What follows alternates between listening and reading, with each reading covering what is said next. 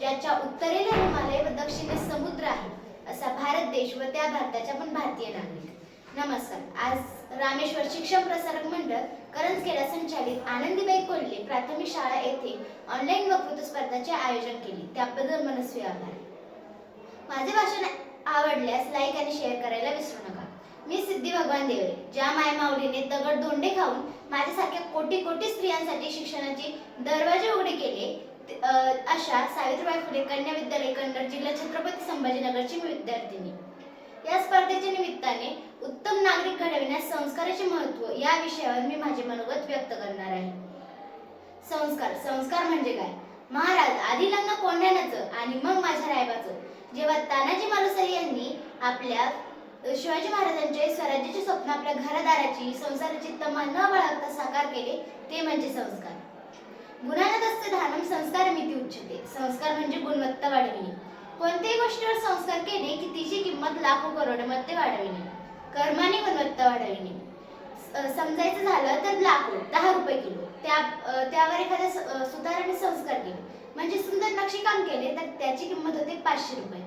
त्याच लाकडापासून एखादा सोफा तयार केला तर त्याची किंमत होते 5000 रुपये.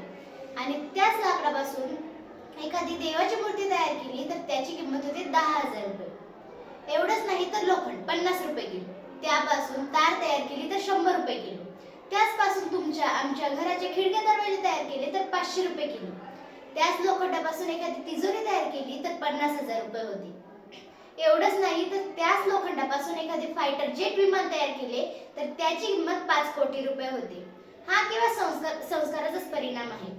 निर्जीव वस्तूवर संस्कार करून त्याची किंमत एवढी वाढत असेल तर आपण जिवंत हाडमासाच्या माणसाला घडविण्यास संस्काराचे किती महत्त्व असेल हे आपण जाणले पाहिजे. आता देशाचा विकास होतोय, ज्यामध्ये मोठे मोठे उड्डाणपूल बांधले जात आहेत, विमानतळ बांधले जात आहेत. याने देशाला बाह्यरूप तर चांगले मिळेल, पण आतील नागरिकाचे काय? तोच जर राक्षसी प्रवृत्तीचा असला, त्याच्यावर जर संस्कार नसतील तर देशाचा विकास कसा होणार? त्यामुळे देशाचा कणा आहे देशाचा नागरिक, आणि तो जेव्हा संस्कारक्षम होईल तेव्हा देशाचा विकास आपोआप होईल. एकदा भारताचे राष्ट्रपती डॉक्टर राजेंद्र प्रसाद गुरुकुल विश्वविद्यालय वृंदावन येथे गेले, तेव्हा ते म्हणाले होते, भारत सरकारकडे देशाच्या विकासासाठी अनेक योजना आहेत, परंतु त्याच देशातल्या नागरिकावर संस्कार करण्याची योजना नाही. याचा मला खेद वाटतो. सरकारला हे माहीतच नाही की संस्कार कसे करावे. आता मी असं ऐकले आहे की काही ठिकाणी कुत्रा संशोधन केंद्र आहे, ज्यामध्ये कुत्र्याच्या चांगल्या जाती विकसित करण्यासाठी हजारो डॉक्टर शास्त्रज्ञ रात्रंदिवस काम करत आहेत. एवढंच नाही तर काही ठिकाणी गाढव विकसित केंद्र आहे, ज्यामध्ये एका गाढवाला चांगले गाढव कसे बनवावे यासाठी हजारो डॉक्टर शास्त्रज्ञ रात्रंदिवस गाढवासारखे काम करत आहेत.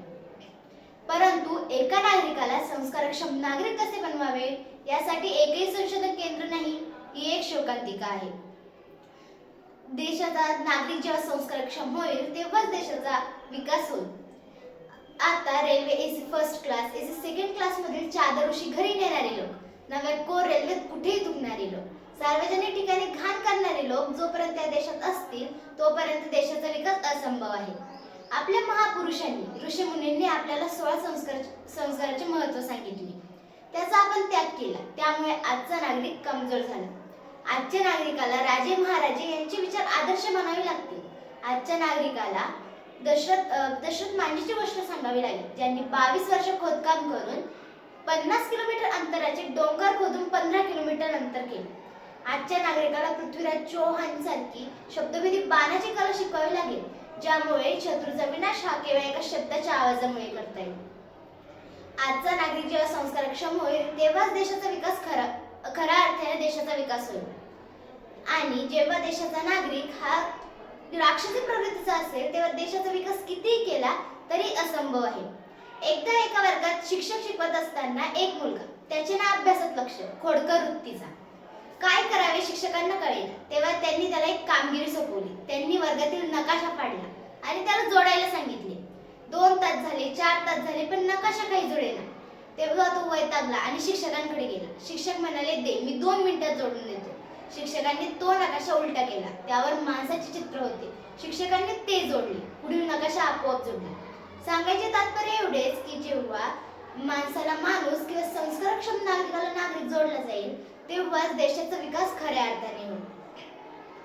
आता railway AC first class, AC second class यामधील चादरशी घरी नेणारे लोक, असे अनेक ठिकाणी सार्वजनिक ठिकाणी घाण करणारे लोक या देशात आहे, तोपर्यंत देशाचा विकास असंभव आहे. शेवटी एवढंच म्हणेन, केवळ पदव्या मिळवून माणसे मोठी होत नाहीत. केवळ पदव्या मिळवून माणसे मोठी होत नाहीत, कर्तृत्वाचा सुगंध संस्काराशिवाय येत नाही. धन्यवाद. जय हिंद, जय महाराष्ट्र.